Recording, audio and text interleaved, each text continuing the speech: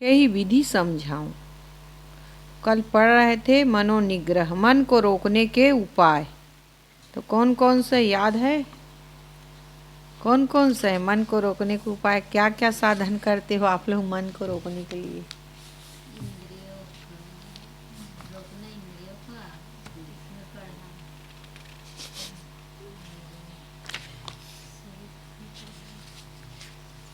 पहला क्या है? सुसंग। और दूसरा विषयासक्ति का त्याग। तीसरा क्या है? छोटी छोटी भूलों पर ध्यान देना, मन को दंडित करना, आहार शुद्धि, ध्यान, फिर वैराग्य। अभ्यास और वैराग्य भी चाहिए नहीं? तो वैराग्य का अर्थ गृह कुटुंब त्याग कर कहीं लाल सफ़ेद पीले कपड़े लपेट कर भाग जाना नहीं है। सर्वत्र संसार है, विषय प्राणी पदार्थ है, मन में विषय भोगों के प्रति राग आसक्ति है तो पर्वत की गुफाओं में भी मन कुचिंतन करता रहेगा, और जहाँ है वहीं पर प्राप्त भोग विषय प्राणी पदार्थों की नश्वरता पर विचार करें। शरीर प्राणी और पदार्थों की नश्वरता पर विचार।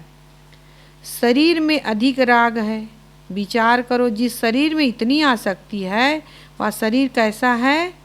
वह हड्डी चाम मांस मल मूत्र से बनी एक झोपड़ी है। देखते देखते मृत्यु के मुख में जा पड़ती है। हर समय परिवर्तनशील अनेक रोगों की खानी, जर्जरता, बुढ़ापा के विकराल दुखों से पूर्ण यह देह सुख भंडार नहीं हो सकती। जाहि देह माहि तू अनेक सुख मानि रहो, ताहि में विचार देखो कौन बात भली है। मेद मज्जा मांस रग रग में रकत भरो, पेट हूँ पिटारी तामे ठोर ठोर मली है। हाड़न से मुख भरो हाड़न के नैन नाक, हाथ पाँव सोऊ सब हाड़न की नली है। सुंदर कहत यह देखी जने भूलो कोई, भीतर भंगार भरो ऊपर तो कली है। ऊपर अच्छा दिख रहा है, चमक रहा है, लेकिन भीतर क्या है? जिन प्राणियों का संग है वे भी एक एक करके हमसे बिछुड़ते चले जा रहे हैं। विचार करो, जब आपका शरीर नहीं था तब ये माता पिता पति पत्नी पुत्र पुत्री कुल कुटुंबी शत्रु मित्र के संबंध कहाँ थे? मृत्यु पश्चात आपका इनसे क्या संबंध रहेगा? जो संबंध बीच में हुआ है और किसी भी समय टूट सकता है, उसमें आसक्त होना उसके लिए हाय तौबा करना निरा ज्ञान नहीं तो और क्या है? देह प्राणी पदार्थ विद्युत प्रभा के समान है, ओस के कण के समान, जल में उठे बुदबुदों के समान क्षणिक है। अपना आत्मस्वरूप भूलकर देह को अपना स्वरूप मानने वाले ये प्राणी शरीर संसार की नश्वरता पर विचार करो। माना तुम रूपवान लाखों में एक मनोहर हो, किंतु ठिकाना क्या उसका जो रूप स्वयं ही नश्वर हो। 4 दिनों के ठीक बाद ही रूप छोड़ देता है शांत, भाग खड़ी होती सुंदरता चपल छुड़ाकर अपना हाथ। फूल भी खिलकर मुरझा जाते हैं, गिरने से पहले पत्ते भी पीले हो जाते हैं। माना तुम पैसे वाले हो, लाखों रुपये पैसे है, किंतु ठिकाना क्या उसका जो चलते फिरते ऐसे हैं। प्रकृति की ठोकर लगती ही धरती तक हिल जाती है, बड़ी बड़ी संपत्ति अचानक मिट्टी में मिल जाती। कहते हैं बसंत ऋतु में पुरानी पत्तियों को झड़ते देख नई नई कोपलें हंसने लगी, तो झड़ती हुई पत्तियों ने कहा जरा धीरज रखो, एक दिन तुम्हारी भी यही दशा आएगी। क्या हो गए? देखी के हंसती कोपलिया, हम चाले तुम चालियो धीरी बापलिया। सदगुरु कबीर साहब जी ने कहा है कि जब बसंत ऋतु आते हैं पुरानी पत्तियों को झड़ते हैं तो नई नई कोपलें हंसने लगती हैं। तो झड़ती हुई पत्तियों ने कहा, जरा धीरज रखो, एक दिन तुम्हारी भी यही दशा होने वाली है। पात झरनता देखते देख के हंसती कुपलिया, हम चाले तुम चालियो धीरी बापलिया। एक मनचले जवान ने एक बूढ़े से जो कमर झुकाए चल रहा था कहा कि बाबा, यह धनुष कितने में खरीदे हो?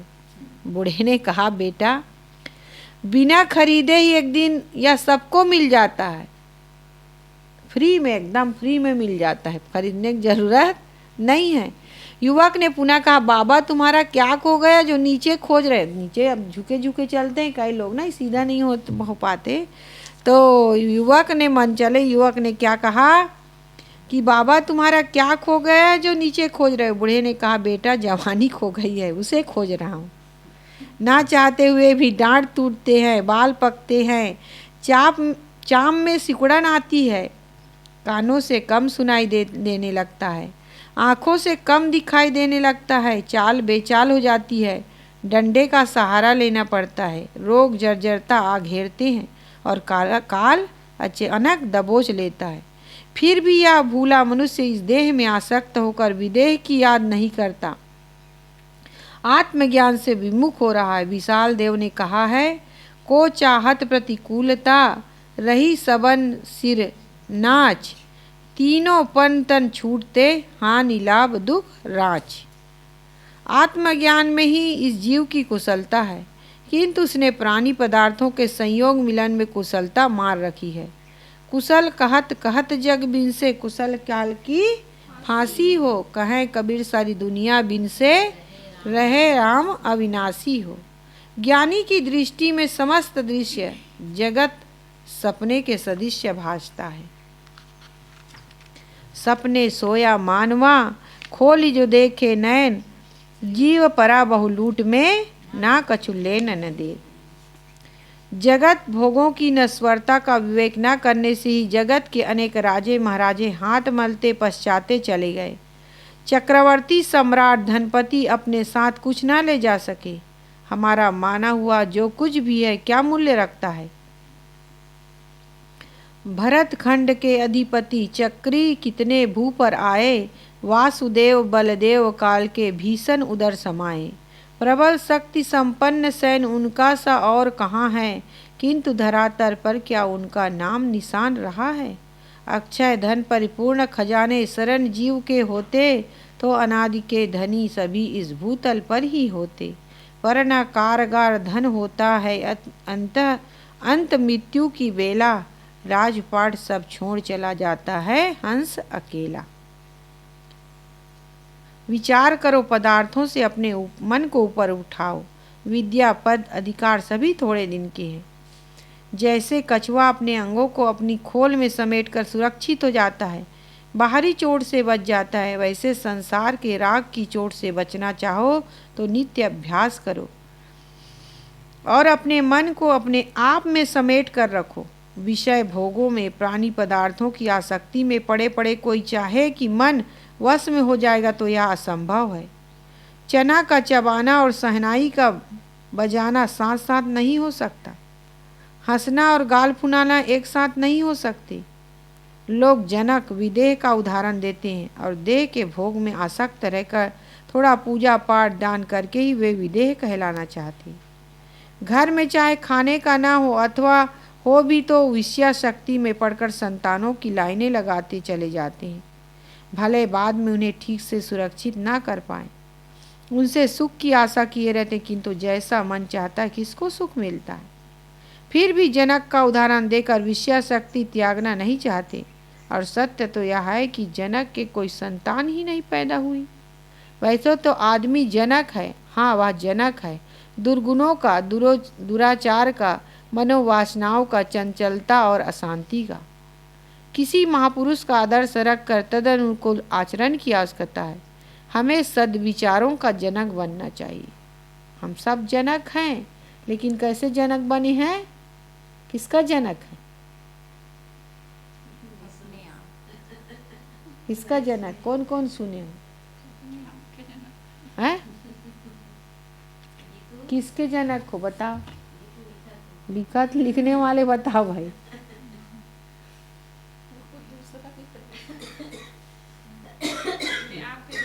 है कोई नहीं सुने हो तो बंद करे पढ़ना। क्या मतलब, बैठे हैं नहीं, मन कहाँ गया? घूमने, लाफिंग, महासमुद्र।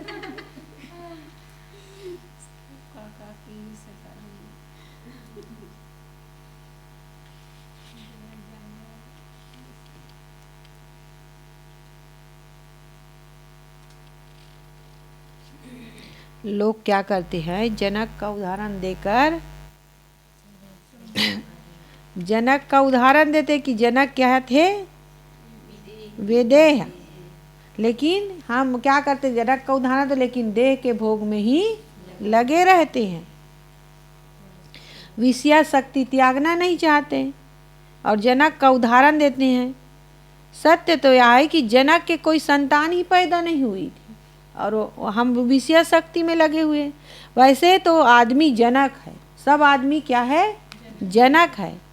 लेकिन किसका जनक है? दुर्गुण का, दुराचारों का, मनोवासनाओं का, चंचलता का और अशांति का। किसी महापुरुष का आदर्श रखकर उसके अनुसार आचरण करना पड़ेगा। नहीं, आचरण की आवश्यकता है, तब हमारा जीवन वैसे बनेगा। हमें सद्विचारों का जनक बनना चाहिए। किसका जनक बनना चाहिए? सद्विचारों का। आई बात समझ में? जनक क्या है, हम किसके जनक हैं?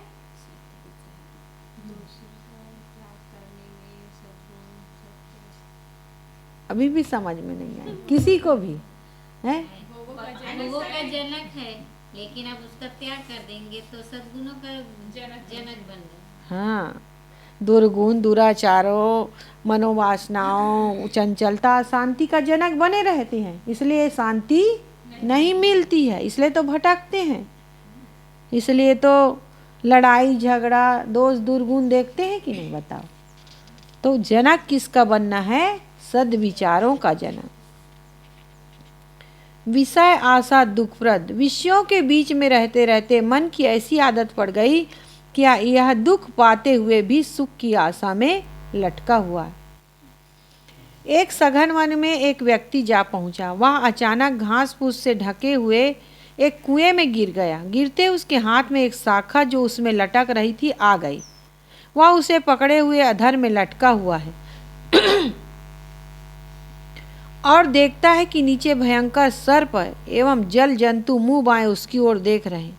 ऊपर जिस शाखा को पकड़े हुए हैं उसे सफ़ेद काले दो चूहे कुतर रहे और वह ऊपर जाने में असमर्थ है। नीचे गिरते ही मृत्यु होती है।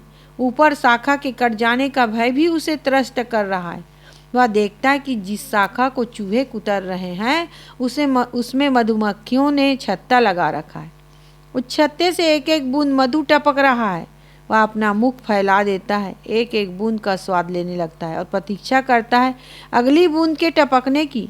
वह स्वादासक्त हो जाता है और मृत्यु के दृश्य को भूल जाता है। थोड़ी देर में चूहे शाखा कुतर देते हैं और उसके सहित वह धड़ाम से कुएं में गिरता है।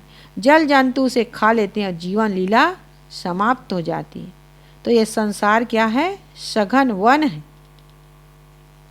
यह जीव शरीर धारण कर जन्म मरण रूपी कुएं में गिरा है। इसने आयु या श्वास रूपी शाखा पकड़ ली है। इस आयु रूपी शाखा को दिन और रात रूपी सफ़ेद काले चूहे उतर रहे। हृदय का धड़ धड़ करना, श्वास का सरसर चलना ही आयु को छीन करना है, कुतरना है।